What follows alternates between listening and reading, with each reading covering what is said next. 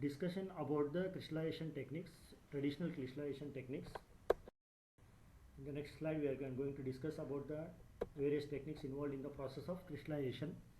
Commonly, these crystallization techniques are used, which are includes solvent evaporation, slow cooling of the solution, likewise solvent, non-solvent diffusion, and vapor diffusion and sublimation. It is followed, and many variations on these themes. These themes means we have to discuss here about the non-solvent diffusion, vapor diffusion, as well as the solvent evaporation techniques. The choice of techniques may be dictated by the amount of sample, means whatever the sample we are going to collect there, so due for the process of crystallization, based on that sample only we are going to follow up the techniques. So these techniques are very unique and very important for the process of crystallization. Okay, we are going to see the further topics. So here in this slide we can see the solvent evaporation, the method of solvent evaporation. This is the simplest technique, means we can say very easiest method by which we can anybody can prepare for anybody can make the crystals. Anybody can make the crystals. One of the method here called as a solvent evaporation. This is the simplest technique for air stable samples. Air stable samples means the samples which can withstand the air, which can able to remain stable in the air, which can able to survive in the air. That type of sample, for that type of samples we are going to use here the solvent evaporation technique.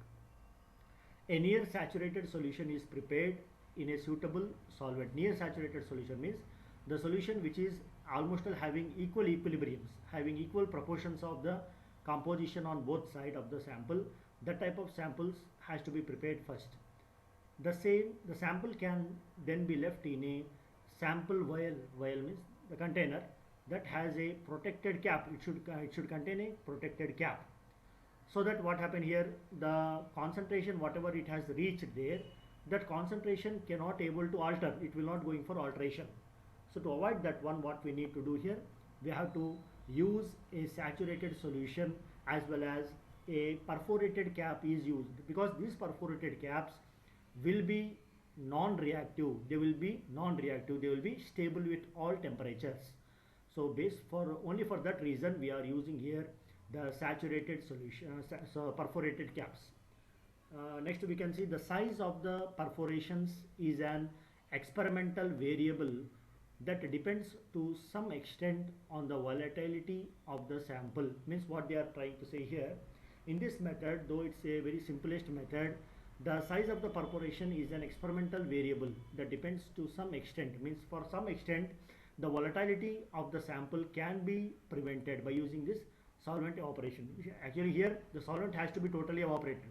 Once the solvent has to be evaporated, then only we are going to observe a fine crystals. Next, it is desirable, means it is compulsory that to incline the tubes, so that incline the tubes means the tubes has to be kept in inclined position, so that some of the crystals can grow on the side of the tubes. So what happened here, when we kept the tubes at an angle of 45 degrees, thereby what happened, the crystals are going to be deposited on the surface of the tubes. This facility is easier, this facilitate means what this will provide, or this will make easier removal of delicate crystals without damage, without any necessary damage. What happened here, it makes the sample, means to formation of a crystals that is very delicate, it will not go for damage. Other variations on this method are to transfer some of the solution to a crystallization dish and cover with perforated foil, aluminum foil, AL means aluminum foil, or to trap some of the solvent between microscope slides. Means what here, we can go for change, if you want to go for alternate method, if you want to change over the method. So this method is very comfortable and very reliable method, where the crystallization can be obtained on a dish on a perforated aluminum foil, so to trap some of the solvent between microscopic slides, so that the sample, whatever the sample we are using here, from the sample entire solution has to be evaporated at that time. So here we can see a flowchart, or we can say diagram, where it's showing from we are moving from arrow mark, according to arrow mark, from left hand to right end. We can see the sample we have taken, the solution sample having the stirring is done with ultrasonication. Thereby what happen, emulsion, what we are called as a micro emulsion are formed. At the bottom of the slide we can see here the images representing which one is surfactant and which one are the polymers and which one is called as a solvent and water. So by using this diagram we can able to get an idea that how the emulsions are going to be formed. After the process of solvent evaporation, what the crystals are going to be observed, how the crystals are going to be observed. These crystals are going to be observed in the form of a dispersion. We are going for next slide, that is slow cooling, another method for the process of crystallization called as slow cooling. This is good for less soluble solute solvent system.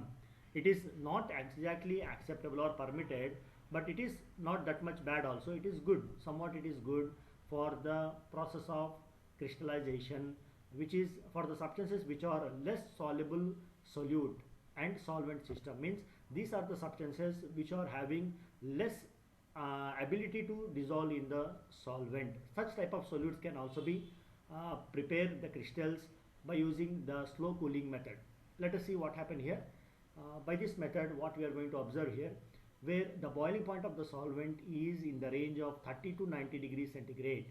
So when we are going to dissolve the solute, the boiling point of that solvent should be between minimum of 30 degrees and it should reach maximum up to 90 degrees centigrade. We can see here, prepare a saturated solution where the solvent is heated to just below the boiling point. So what we need to do here, first of all we have to prepare like how we have prepared in the solvent evaporation method. There also we have prepared the saturated solution. The same way here also we can prepare the slow cooling method. In this slow cooling method also we have to prepare the saturated solutions. So where the solvent is heated, the solvent has to be heated just below the boiling point. If you say example, if you take the example for boiling point of the water around 90 degrees, or example we can take like that, then it should reach near to 90 degrees, means it should reach near to 80 plus near to 90 degrees. Like at that temperature we have to just go for boiling. So once it reaches the boiling point, then that solution has to be transferred to a stopper tube, means the tube which containing a cap, that is called as a stopper tube. Such type of tubes we have to transfer the solution, and this tube to a diver containing water at a temperature also just below the boiling point of the solvent. So in bracket I have written there, be very sure this temperature is below the boiling point. So we have to ensure that the temperature should be less than the boiling point. For what solution? The second solution what we have taken, it should be less than the boiling point. The water level should exceed the solvent level but be below the stopper. So what we are saying, that the water level what we are using there, it should not exceed the level, it means overflow, it should not go for overflowing, but it should be below the stopper. Below the stopper means should not touch the stopper. The divar should be capped and left for several days. Divar, what we are repeating about the divar, divar is an equipment where we are going to perform this experiment for the process of crystallization by using the slow cooling method. Continuing the process here, both the above techniques may be improved by using solvent mixture, of course, because without adding the mixture, means without adding the solute substance into the solvent, there is no formation of a crystal. If you want to get the better crystals, may form or be induced where none were formed from single solvent solution. So this method may also be used to tailor crystal form. To tailor means to adjust the error, something we can say like that, that error form. Very fine needles or extremely thin plates gives poor diffraction data. Very fine needles means very pure form of crystals are going to be observed by these two methods. Either we can take solvent evaporation method or slow cooling method. In both these techniques we are going to get a fine needles, very fine needles we are going to observe. Now variation of solvent composition may inhibit or promote growth of particular crystals. So what they are saying, variation of solvent composition means what here, example we have taken here the solvent, one component we have taken solvent as a solution liquids, another side we have taken the another solvent, some as a organic solvent or some aqueous solvents. Based on their composition also the growth of the crystals, it depends, they are saying like that. So normally we are expecting here the crystal growth is good, but due to changes in the solvent composition there is a there definitely there is a going to we are going to observe the changes of the crystals also. Hence the yield crystals of suitable morphology means what they are saying. So as the solvent nature changes, as the composition changes, what happens is the growth of the crystal as well as the size of the crystal, it's both are going to be vary. They will not go for comparison. We cannot able to we cannot expect the proper crystal. We cannot expect the good form of a crystal. So when there is a changes in the solute form or the solvent form, definitely there will be some variation like that they are saying. Now they are saying, we are taking one example here. The crystal growth by controlled cooling. Normally the slow cooling we can say here. So let us see what are the parts of this one. It contains the capped vial, the crystals, the saturated solution, the solution where the crystals are going to be grown first of all, then thermal reservoir means a hot environment is going to be maintained. So on the coming to right hand side, some points are there. Let us see. Heat water is just below the boiling point of the solvent you plan to use. So as it is the procedure what we have discussed in the previous slide, same thing here. What the new thing here, create a saturated solution. This is also old thing. Transfer to solution to a test tube and cap it, then fill the diwar with hot water. So we can, so when I'm reading on the right hand side, you have to compare with the slide on the left hand side available there. Place test tubes into the diwar and cap diwar. Let stand for several days. Several days means until the formation of a crystals are observed. Though it is a transparent cooling slide, we can able to observe if there is a formation of crystals or not. If there is a formation of crystals, we can found there is a deposited on the sides of the tube, on either sides of the tube, because these tubes are kept in the inclined position.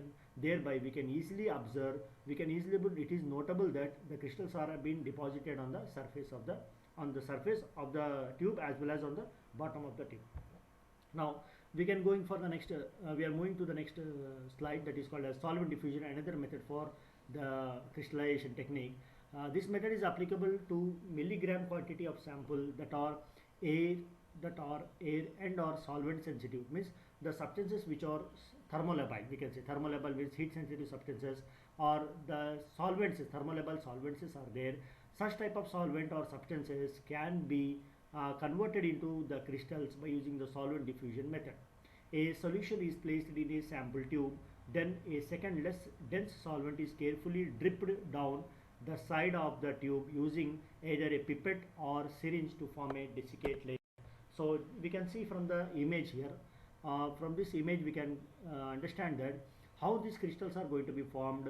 So on the left hand side you can see the aqueous phase plus the emulsifier. They are adding emulsifying agent here so that the crystals are going to be formed. Then polymeric organic phase, API, active pharmaceutical ingredient, which is dissolved or dispersed.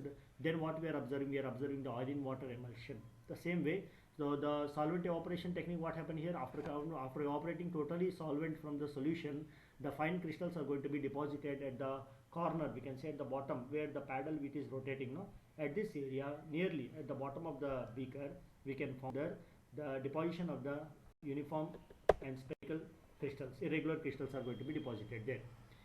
Another method for the discussion for the process of that is crystallization, vapor diffusion method. This is a technique where we are going to discuss now. So this method is similar to the previous method. So one method is alternately very much closer to each other, because the procedure step by step is going to be somehow it is going to be changed based on the equipment, based on procedure. Little bit variations are there, but when we see what is the principle, the principle will be the same. The principle will be ultimately same. Somewhat a little bit differences is there from one procedure to another procedure we are going to discuss here. So vapor diffusion is one of the techniques where we can going to prepare the crystals, a proper uniform crystals, let us see now, and also applicable to milligram quantity of sample. Very less quantity is required to prepare the crystals by using this method.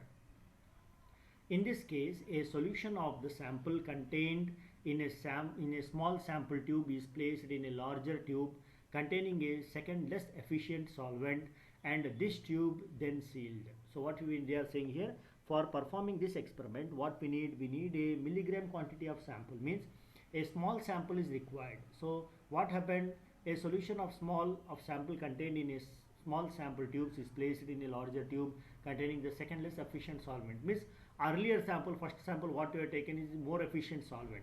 Now second sample what you are taking, it is a less efficient solvent, and this tube is then sealed after taking this sample, then it is sealed. So the method works better if the solution solvent is the less volatile, and thus predominantly the second solvent diffused into the sample solvent. So this is a vapor diffusion where the solvent is going to be diffuses with the help of the vapor. Means as the solution gets heated, when it's converting into vapor, it will migrate from one position to another position, because we are taking here two samples. The reason for taking two samples, to increase the stability of the product as well as to maintain the stability of the crystals, they are using here the two samples. That is called as the vapor diffusion technique. Now another technique we can discuss here, that is vacuum sublimation. A large number of compounds can be sublimed to form excellent crystals. There are numerous variations of this method using either static or dynamic vacuum. A small amount of sample sealed under vacuum in a Pyrex tube can be subject to a temperature gradient in any number of ways. A simple method that often succeeds is to put the tube on a warm oven. So this is called as a vacuum sublimation. So sublimation is the common word. The vacuum also, we are very well known to that word. So what is the method we are following here? A vacuum sublimation method is used for the preparation of the crystals. So what we can do here, number of compounds can be sublimed to form excellent crystals. So that is the common word. There are numerous variations in this method. So there is so many changes are there in this method. Either we can use static vacuum or dynamic vacuum. By any one of this method we can use to perform this experiment. Now what we have to do, we have to take a small amount of the sample and we have to seal under the vacuum in a Pyrex tube. So in that Pyrex tube we have to seal this sample with the help of a vacuum. After that sealing, then it can be subjected to a temperature gradient, means a temperature, particular temperature we have to subject to that tube in any number of ways. Anyway, it whatever method we can follow, but we have to subject that sample to a particular temperature. Next, a simple method that often succeeds is to put the tube on the warm oven. Normally, generally following method is we have to keep that, you have to place the tube on a oven. That is the general method. The small temperature gradient can be sufficient to produce crystals in hours or possible weeks, depending on the volatility of the sample and the quality of the vacuum. So dynamic vacuum works better for less volatile samples. Vacuum sublimation is ideal for very air sensitive compounds, because the tubes can be loaded in dry box, because there is one of the advantage for this method, that the dry vacuum works better. Means what they are saying, they are so after the filling the sample inside the tube, we have to fill with the dry vacuum. After filling with the dry vacuum, then we have to go for sealing. So by this method what happened, so the sample for after this what happened, it is becoming less volatile. So vacuum sublimation is ideal. It means it is important for very air sensitive. This method is very important for the air sensitive methods. We can see the image here. So and for the discussion, so hope you understand the topic what we have discussed today, that is different methods in the techniques for the crystallization. So if you like this video, please like this one, share for your friends for the updated information so that they can gain the knowledge from this, and please subscribe to the channel. As you know, it is our favorite, your favorite channel, that is the Dr. Zakir Medellin. So here by ending up the slides, with hopes that you understand, you have gained this knowledge regarding the information provided from the slides. Thank you one and all. Thank you very much, and keep in touch. Your comments are always welcome. If you have any kind of doubt after observing this video, if you want to suggest, if you want to give any suggestions, it's always welcome for us. Though we are trying our best to update the information and to provide the exact information. A unique topics we are going to search here by taking so many examples by diagrammatic method. Though in this pandemic time, though classes are not properly working there, so almost all they are depend on the online mode only. So I hope by making this type of videos, it will reach us to at least some of the students, so that they can gain the knowledge much better. So with this small information, so I am winding up the stopping here the discussion. We'll meet soon with a new another versatile topic in future, upcoming classes, upcoming videos. If you motivate like how you are motivating till now, if you continue your motivation, it will give an inspiration for us so that we can make more innovative, more informative videos, so that it will helpful for the budding upcoming pharmacist. Thank you one and all for being patient and observing the slides, and kindly write down the comments, like, share and subscribe. Thank you.